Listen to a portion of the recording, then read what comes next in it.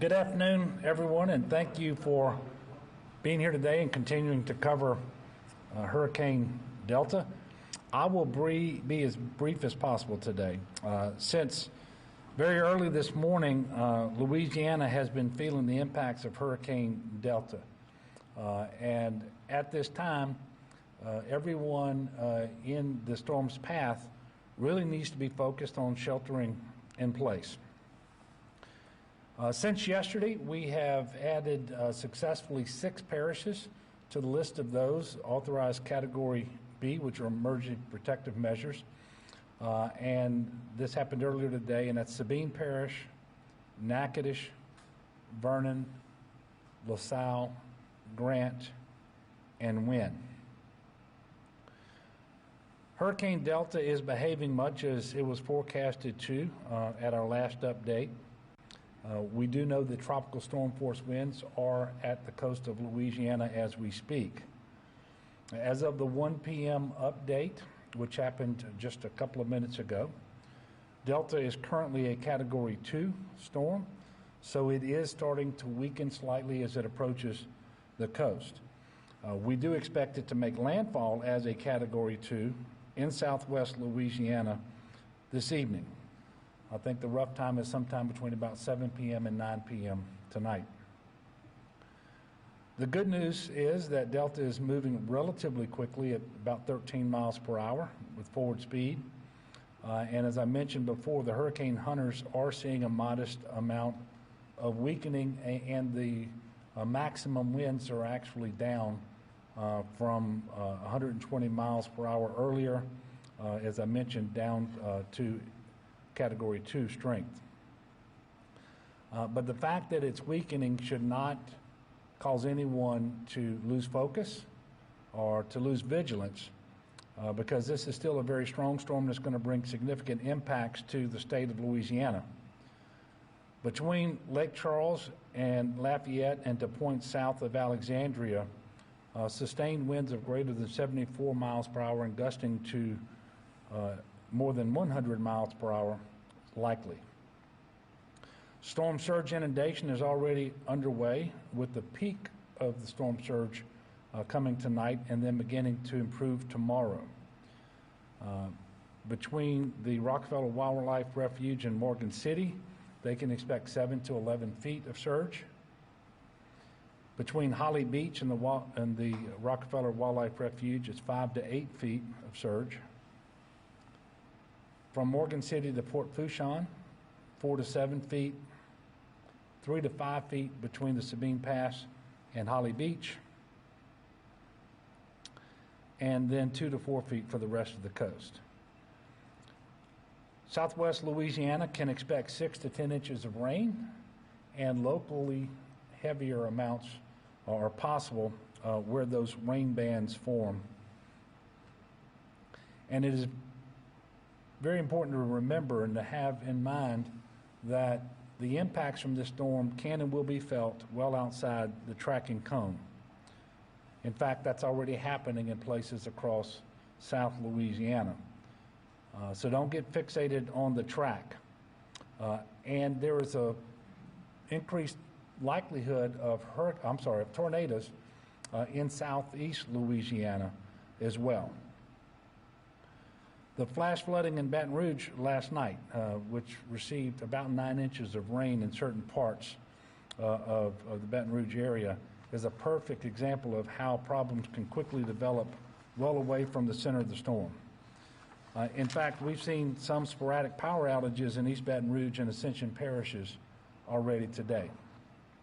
And on the topic of power outages, just an update on the number of crew that are here, crew members. There's 6,500 to 7,000 linemen and other utility crew members in state pre-positioned, and another 7,000 or so are on standby out of state, awaiting a call to come in to help restore power should that become necessary. We cannot predict where the greatest risk for flash flooding will be because we don't know exactly where the rain bands will set up and cause prolonged periods of rainfall, but we do know that flash flooding and potentially some river flooding is possible as this storm moves through the state. It is important that while you still have power, keep your phones and other devices charged in order to receive emergency weather alerts and to be able to communicate as best as possible. Please watch your local media and monitor the National Weather Service and listen for important updates and information from your local leaders and emergency managers. The storm is moving relatively quickly from the time it hits the shore to when it leaves the state. Should be about 14 hours. As we remember with Hurricane Laura, once the storm has passed, there will still be threats to people's lives and safety. And in fact, we now attribute 30 deaths to Hurricane Laura, and only one of those was caused by the direct and immediate storm itself. So treat every power line that's down as if it's live. Don't go out sightseeing. You're going to interrupt first responders and people who may be needing to do search and rescue and so forth. Listen to your local officials. If you have evacuated, they will tell you when it's safe to return. Don't drive through standing water when you're not 100% sure that it is shallow enough and doesn't have current and that it is safe for you to cross. Continue to monitor 511la.org for road closures. That will be updated as real-time information. As we have mentioned many times, if you're going to be using a generator, please make sure that you're following the manufacturer directions and avoid carbon monoxide poisoning. And this occurred with 9 individuals after Hurricane Laura. And do that by making sure that you put that generator at least 20 feet away from your home and a well-ventilated area outside. Again, not under a window or a vent, not in a crawl space or a garage, anything like that. The National Guard has more than 2,500 guardsmen activated in support of emergency operations. You know, I'm proud of all of our team members in the state. That certainly includes the National Guard. But remember that for your planning purposes, assume that the first 72 hours will be on you, but it will be National Guardsmen, state police, wildlife and fisheries officers, fire marshal's offices, or search and rescue teams that we brought in from out of state. Will get there just as soon as possible. And of course, there will be local officials working on that as well.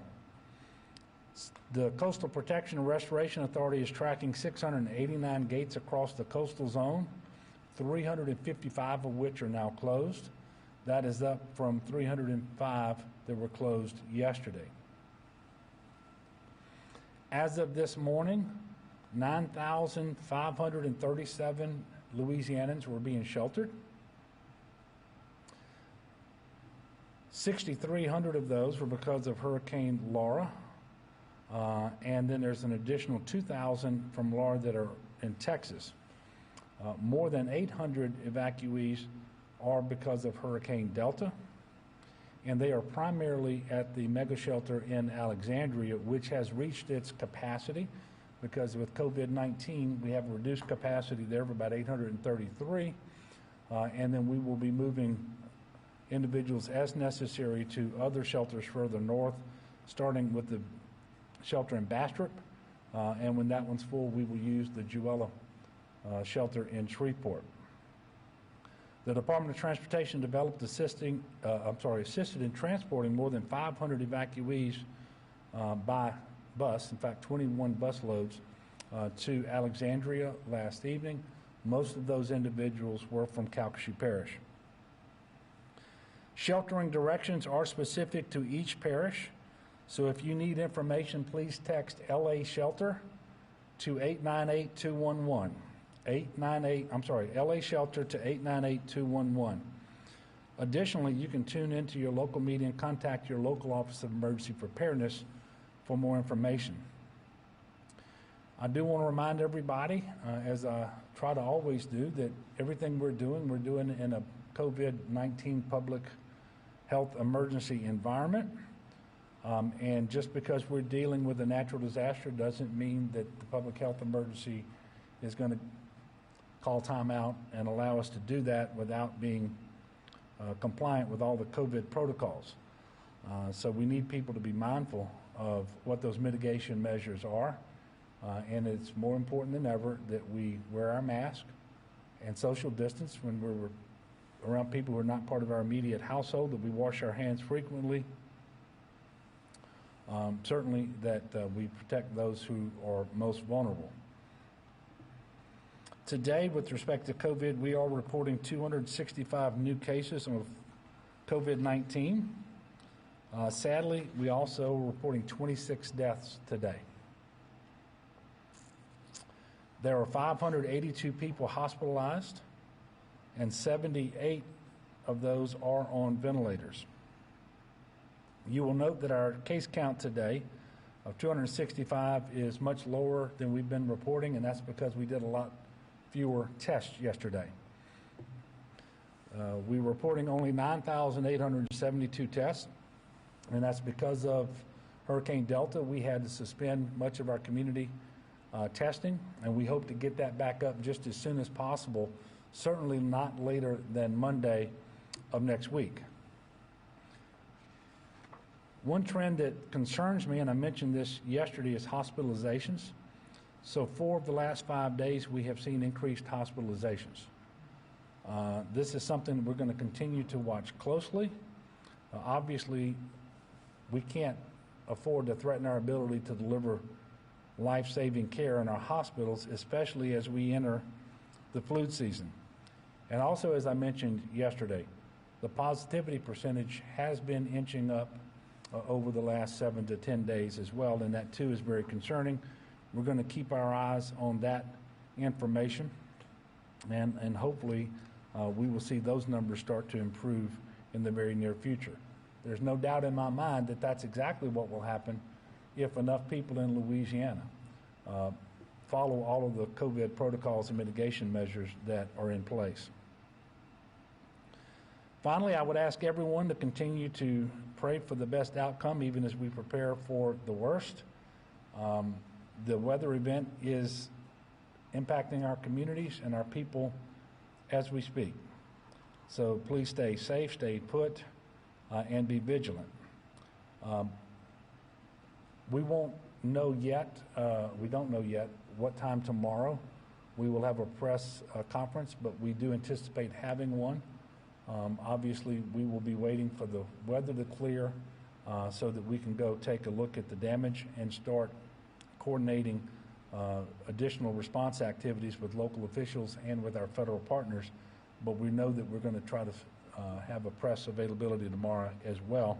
We will let you know what time that's going to be as soon as that's finalized, and that may not be until tomorrow morning. So with that, I'm going to pause and take your questions. Greg? Have the buses stopped moving, evacuating out to reach that point yet? The answer is yes. They were scheduled to stop at about 9 o'clock this morning. I'm going to look over here at my transportation secretary. That is in fact correct. So we are no longer moving individuals by bus. There are some individuals who are self-transporting in their own vehicles. And when they go to the mega shelter, for example, in Alexandria, they're going to be received and they're going to be given an opportunity to get some water, get snacks and so forth, but then they'll be directed to Bastrop. And then as we know that we're approaching the capacity at Bastrop, additional individuals will be directed to Juella in Shreveport. Yes, sir. Governor, why are the evacuees being taken to mega shelters first? Why not just take them straight to a hotel like we did in Laura? Well, they went to the mega shelter in Laura too, and then we transported them to the shelters, the hotels, the non-congregant shelters, as quickly as we could. So our plan is to put individuals in the non-congregant shelters for the shortest amount of time possible, so that when this storm clears the area tomorrow, those individuals who can go home will go home. Those who cannot will be put into a non-congregant shelter, into a hotel room. So we don't expect these individuals to be in our non-congregant shelters for more than about 24 hours at the longest. And that's what our plan is, because we believe that there will be a number of these individuals who will be able to return home tomorrow, and they won't need to be in a hotel room. But I do want to remind everybody that all of the COVID protocols are in place, which is why the capacity at the mega shelter in Alexandria is 833, when ordinarily we would be able to put several thousand people in that shelter. And it's not just the spacing that we're looking for, but it's all of the PPE, the sanitizing of the area and so forth. Yes, sir. Is there concern that all three of the shelters that you mentioned, Yeah. the state are going to fill up? And if so, what's the next step? Well, there's not concern for tonight because the vast majority of people who are going to evacuate have already evacuated. So we're going to continue to utilize these shelters today, and like I said, we will add folks to Bastrop, we'll add folks to Joella. We don't believe that we're going to exceed the overall capacity tonight. And then by tomorrow, we will start moving those individuals who cannot go home into hotel rooms. So we don't see that that's going to happen, but obviously we're working in close coordination with all the parishes to try to monitor the number of people who are leaving. And you have to remember there are also parish shelters that are set up as well. So individuals are not all coming to the state shelters, and so we don't anticipate that that's going to happen. And we will move people quickly tomorrow, either back home or into hotel rooms. Yes, sir. So based on the number of people who have arrived at these shelters, do you anticipate you have enough hotel rooms to house the people that you need? Yeah. Or are you going to have to go out and procure more? That's a hard question to answer because I just have to think back to Laura. And we had, for about 2 weeks after Laura, every night we were sheltering more people than we had the night before. And so we really don't know until we see the amount of damage that is sustained because of Hurricane Delta and what that flow of individuals is going to look like. We don't anticipate right now that we will get back to such a large number that we won't be able to house them in non-congregant shelters, these hotels. And we now have a very good working relationship with more than 40 hotels across the state because we just went through this exercise. And I'm not going to tell you that there aren't always some developments that make things harder and so forth, but we feel really good about our ability to expand our shelter capacity as we need to do it. Yes, sir. On the sheltering, the state did a lot of contracts in the immediate aftermath of the storm to shelter folks in hotels. How many are in place? I know we just consolidated down to 12 earlier. Yeah, I don't know if the question is how many contracts are in place with hotels right now for additional shelters and Governor, we still have, it's my understanding, we still have about somewhere between 3,000 and 5,200 rooms available under the current contracts. Majority of those are New Orleans. and those rooms are available. They're not filled. That's correct. Yeah. Correct. So to answer the question, because I know that General Wascom wasn't here at the podium, is that under the current contracts in place, there are between 3,500 and 5,000 rooms that are available in New Orleans right now for additional evacuees. And if we need to, we will go beyond that. Yes, sir. So you mentioned a couple thousand National Guardsmen are mobilized. Can you talk a little bit more in detail about what the Guard and Yeah. the state and what more individuals are going to be doing to prepare over the last I can, and General Hopkins, I want you to be ready to come up if I miss some of this. So the mission set for this disaster is basically the same as it was for Hurricane Laura. So all the things that we talked about that the National Guard did, that they're preparing for now. So it's search and rescue with high water vehicles, with boats, and also with aircraft. It's making sure that our warehouses are receiving tarps and food and water and other things that are coming from the federal government. It's setting up convoys. For example, in Roseland, Louisiana, I can tell you we're set up right now with all the trucks that are loaded, ready to go out to conduct about 14 points of distribution as early as tomorrow, as soon as local government asks for that assistance. We're providing security at fixed sites, whether they are shelters that we've been talking about, but also additional security, for example, down in Calcasieu Parish, working with the Calcasieu Sheriff.